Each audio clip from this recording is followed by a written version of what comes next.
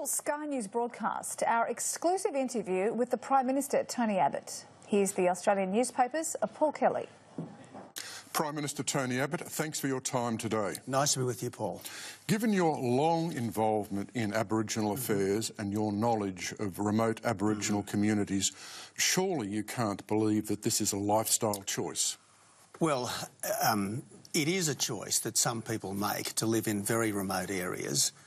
The important thing is to ensure that we, the Australian people, keep the compact that we have with everyone to try to ensure that everyone can go to school, everyone has an opportunity to work, and everyone's community is safe. And the difficulty in some very remote communities is that it's not realistic to get those kids to school. It's not realistic for those adults to go to work. And that's why I think it's understandable that the Western Australian government is thinking of what it needs to do to ensure that people are in communities that are sustainable. Prime Minister, in a lot of the remote communities, the health outcomes are actually better for Aborigines than they are in the fringe town camps in Moree and Kempsey and places like this. Noel Pearson wonders what you do with the people from remote communities. Well, we're not talking here about, as I understand it, closing down the larger remote communities. We're talking about very small places that might have a dozen or even fewer people living there. The important thing from my perspective is that every Australian, particularly Indigenous Australians, should have the opportunity to go to a decent school, should have the opportunity to develop at least a work culture, and should be living in a place that's safe. Now, I take your point, Greg, that health outcomes are sometimes better on these outstations than in some of the larger settlements, but health outcomes aren't the only things we're interested in, although they are very important. But, Prime Minister, given the criticism from people such as Warren Mundine and Noel Pearson, do you concede that this was a poor choice of words? Well, look, I do interviews every day, and people may well quibble over particular words that I have used, and if people want to say that I should have expressed myself differently, that's their right. But the fundamental... But do you agree with that? I mean, do you agree this was a poor choice of words? Paul, I'm not going to concede that. I accept people have a right to be critical of me, but I'm certainly not going to concede that. The point I was trying to make was that we need to get the kids to school, the adults to work. We need to have safe communities, and in order to sustain a school, you normally need a certain number of people. In order to sustain an economy, you normally need a certain number of people. And in order to have police, and I accept that not every community needs resident police, but certainly in order to have resident police, you need to have a certain number of people there. Prime Minister, on another aspect of Aboriginal policy, you were quoted once as saying you'd sweat blood to achieve constitutional recognition for Aborigines in Australia. Are you still committed to that? What's your timetable on that? Do you think Noel Pearson has a point that you've used up a little bit of political capital needlessly and that might set that back? Well, you know, you pick up a few bruises in this business, Greg, because every day you're engaged in a fierce political contest, and I've got to say that there are a lot of people who are out there looking to be outraged, so to speak, and I think sometimes a little bit more give and take would be helpful to the quality of our national conversation. But no, I do remain committed to constitutional recognition. You might remember John Howard put this fairly and squarely on the national agenda in the lead-up to the 2007... In this term of government? I think it will be difficult to do it in this term of Parliament. I think that probably early in the next term of Parliament would be the time to do it. Many have suggested that the 27th of May 2017 may well be a fitting day, which is the 50th anniversary of the 1967 referendum. What I think we need to do is to have a proper process over the next 12 to 18 months where we come up with potential forms of words. We discuss and debate those forms of words. Hopefully we can, at least in a preliminary way, finalise a constitutional recognition amendment, and then I would imagine that one of the very first acts of a new parliament might be to pass the relevant referendum act. Prime Minister, do you think there's still hope that the Indonesian president can be persuaded to change his mind in relation to the planned execution of the two Australians? Well, there's always hope, Paul. How strong that hope is not something that I really should speculate on. And I'm inclined to think that after everything that's been said in recent weeks, probably now the less said the better, if we want the best possible outcome for these two Australians. Do you, Prime Minister, feel that Indonesia, if it goes ahead with its declared intention of executing everyone on death row this year, that's more than 60 people, do you think this will do devastating harm to Indonesia's international standing? Well, obviously, when you've got, I think, at least 40 foreigners on death row, there is a real issue going ahead with all of those death sentences. But again, I'm not here to run a commentary on Indonesia. I'm here to do the right thing by the people of Australia, and it's obviously important for the Australian Prime Minister to defend our people, to protect our interests and to advance our values, and that's what I've been trying to do. Prime Minister, if I may say, seems to have stirred you somewhat personally. Do you feel, despite their backgrounds so different from yours, a sense of personal identification with those two young Australians? Do you think everybody deserves a chance for repentance and redemption in this life? Well, I think even secular systems have a concept of mercy. I mean, justice tempered by mercy is at the heart of our traditional jurisprudence. And look, these two appear to be as rehabilitated and as repentant as serious drug criminals can be. They appear to be working for Indonesia, as it were, in Indonesia's prison system against drug crime, and that's why I think it would be a real pity if these executions did go ahead. Now, obviously, Greg, I'm a parent, and I suppose, you know, inevitably you think to yourself, what if those were someone who was very close to you? What would you want the Australian government to do for those people? And obviously, you'd want the Australian government to make the strongest possible representations. You'd want us to be relentless in those representations, and in what I hope is the way best calculated to bring about success. That's what we've been. The intergenerational report to your government argues that all the savings from the 2014 budget will be necessary in order to meet the challenge of the ageing population and getting the budget back to surplus. So, given that argument, can I ask you, are you committed to maintaining the savings in one way or another, getting the savings in one way or another, all those savings from the 2014 budget? Paul, I'm pleased you mentioned the intergenerational report, because obviously it was a very important and timely document, and it shows essentially three scenarios: where we were heading under the policies of the Labor government, which was towards a Greek-style debt and deficit, where last year's budget and its associated restructuring was intended to get us. And yes, it was intended to fix the budget problem for a generation, and had everything been passed, that's exactly what would have happened.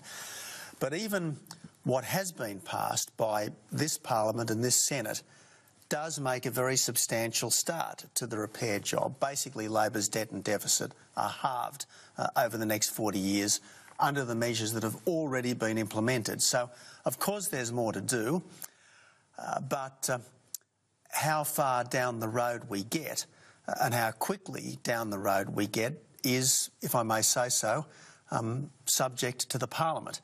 So we will get the savings that we can out of this Parliament, but I can't promise, Paul, that this Parliament is going to pass all the things that this government might like. Prime Minister, if you lose Medicare co-payments, pension reform and university reform, wouldn't you then say in broad terms that your reform agenda is dead? Absolutely not. Just look at what has been achieved. The carbon tax is gone, the mining tax is gone, the boats have stopped, a massive infrastructure rollout is underway.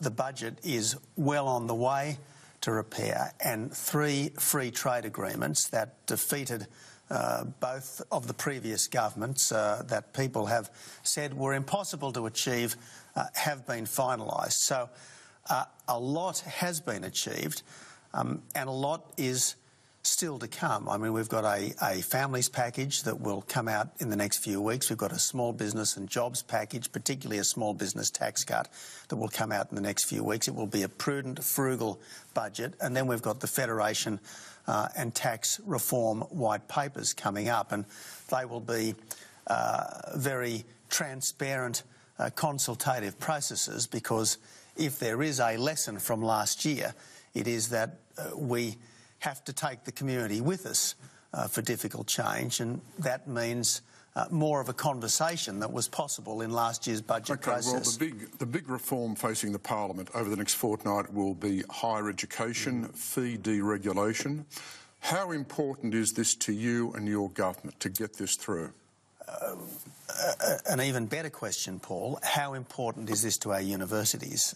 And the answer is very important, because if our universities are to be amongst the best in the world, they need to be liberated. At the moment, one of our universities is in the top 50. Why not try to get 2 in the top 20? But unless we take the dead hand of Canberra away, that is going to be extremely difficult. OK, well, the question is, how committed are you to this reform? Very committed. Very committed. This is a reform that, if it fails, the universities will be seriously impeded, and it's a reform that will come up again. Now, if this is defeated by the Senate, what do you do? Do you stand by the reform, or do you ditch it like the Medicare co-payment? What do you do? This is a reform which has already been adjusted somewhat in the process of bringing it thus far. But the reform, as adjusted, is one that we stand by, Paul. Does that mean you'll put it onto a double dissolution list? Well, I'm expecting that the Senate will see sense, because just about every Vice-Chancellor is campaigning for this.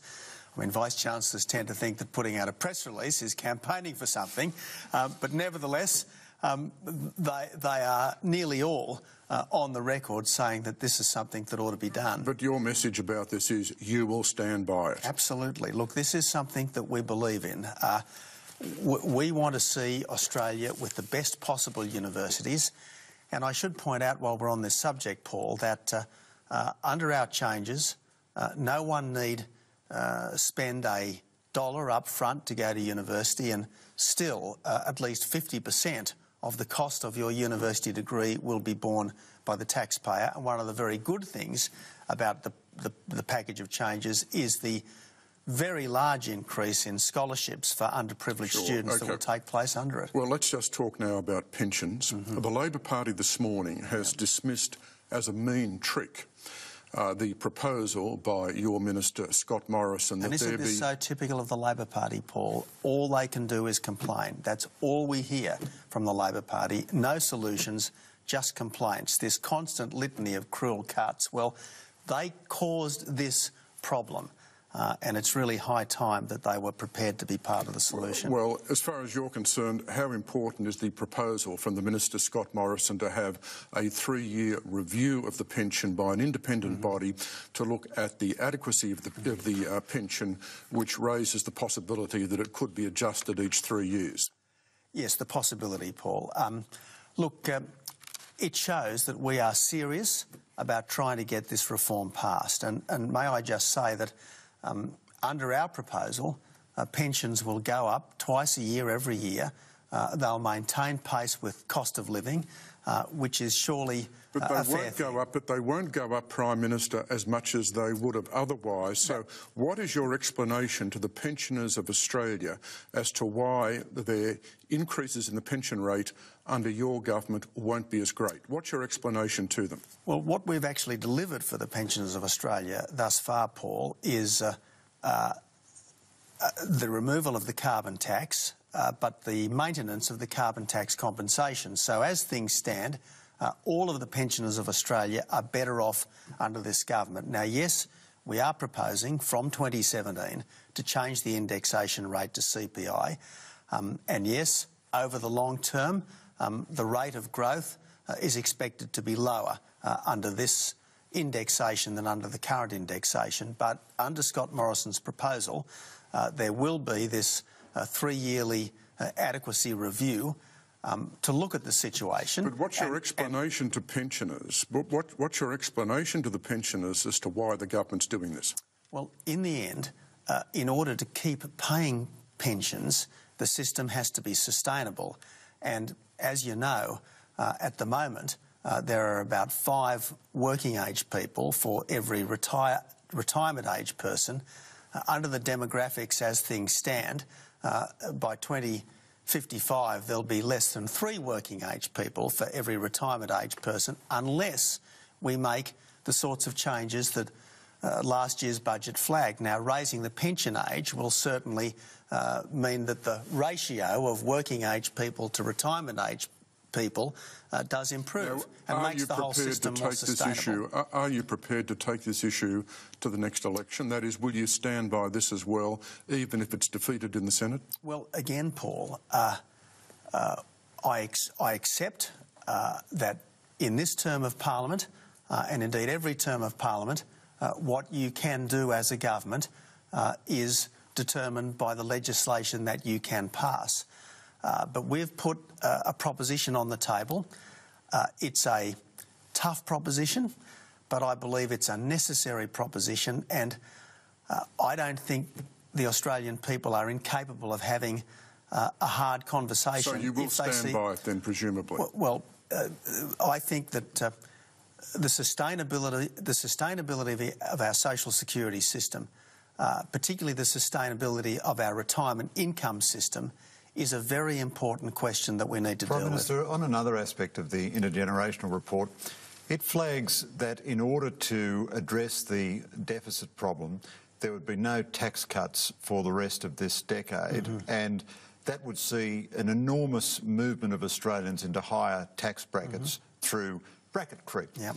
Now, would you be satisfied as a Liberal Prime Minister to preside over a situation in which Australians in effect were paying a much heavier tax burden? Well, Greg, obviously I want to get taxes down. The Liberal Party believes in the marrow of its bones in lower taxes, smaller government, greater freedom.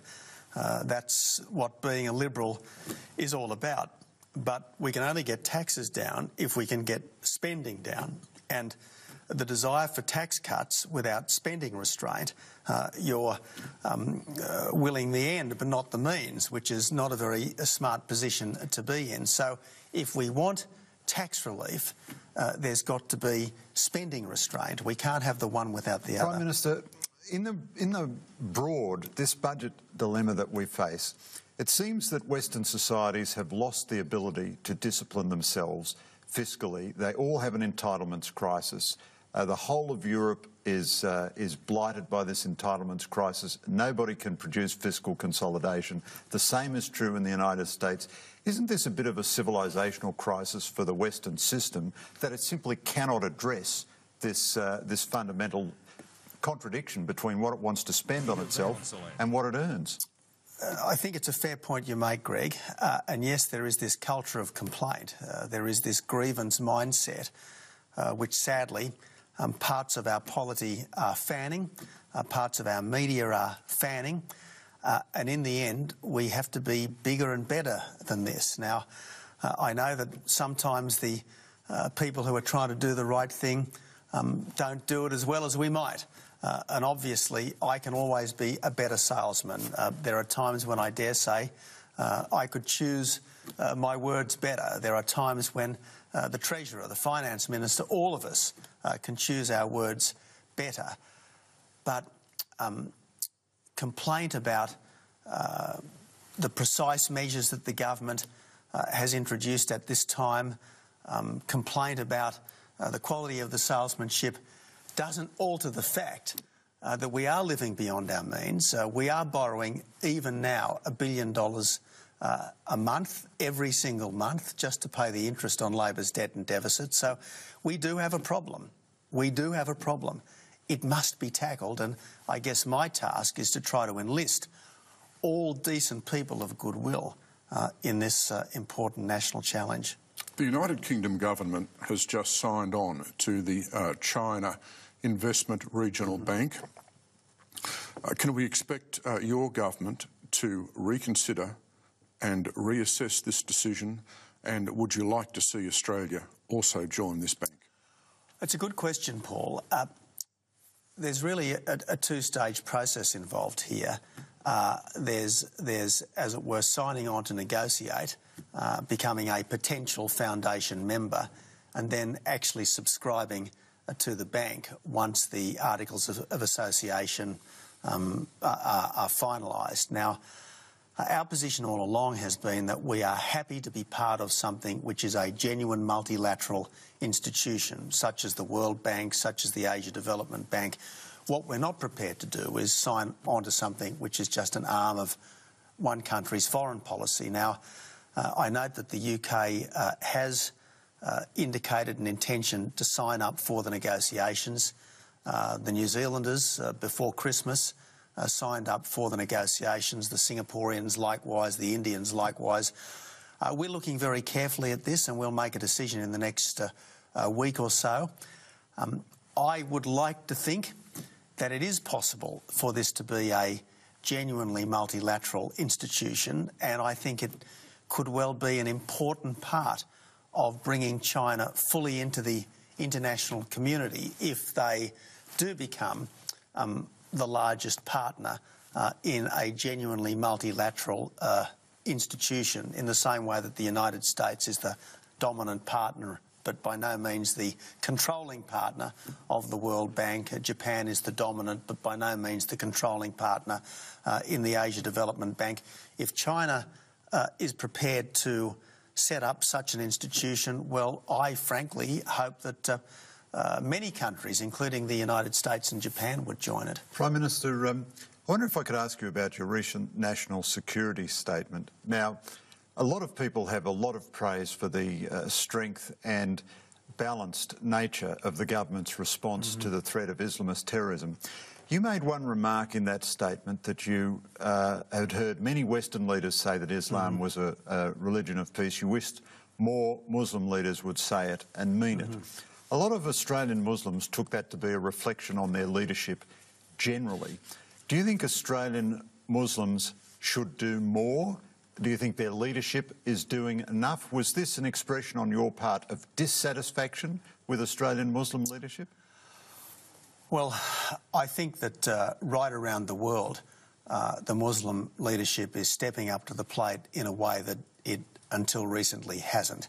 Look at the leadership that President al-Sisi of Egypt has provided when he called before the imams of Al-Azhar University, one of the really important religious centres for Islam, Sunni Islam. He called for a religious revolution, and he said we needed to jettison centuries of mistaken thinking. You've got people like my friend Prime Minister Najib, who said of the Daesh or ISIL death cult that it's against God, it's against religion, it's against our common humanity. So lots of Muslim leaders, lots of Muslim leaders are speaking out, and that's good, and that's good. But I think there is an issue that needs to be dealt with by Islam, and that is pluralism, the sorts of things which over many centuries the West has come to grips with. And the Australian Muslim leaders specifically? Well, as I said, I think more and more are speaking out, and that's a good thing. One very specific question. You yourself and the Liberal Party generally have made many, many statements about Hizb ut-Tahrir. Before the last election, I think it was Liberal Party policy to ban the organisation. We keep hearing government statements about it, but are you planning to do something or not? And if you're not planning to do something, wouldn't you be better not giving them this publicity? And if you are planning to do something, when are you going to do it? Well, we do intend to crack down on hate preachers and, behead all those who insult the Prophet.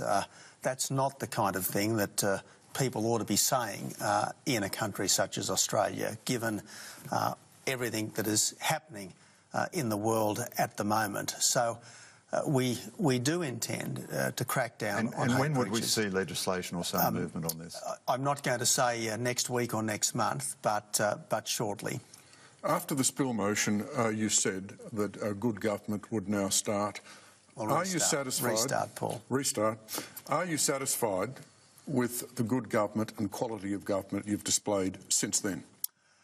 Yes, I am, Paul. Look, it is a pretty humbling business to face a spill motion. Very humbling business to face a spill motion. But it can also be instructive, and let's face it, even a Prime Minister has to be a servant as well as a leader. And so, look, I think I have learnt from this experience.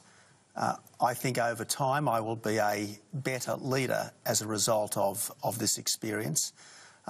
There isn't a successful leader who hasn't gone through some crises, and invariably it's the way they respond to those crises which is the measure of their long-term success. OK, well, what is the test now for the party after the spill motion? Is the test the government standing in the polls as we go through this year?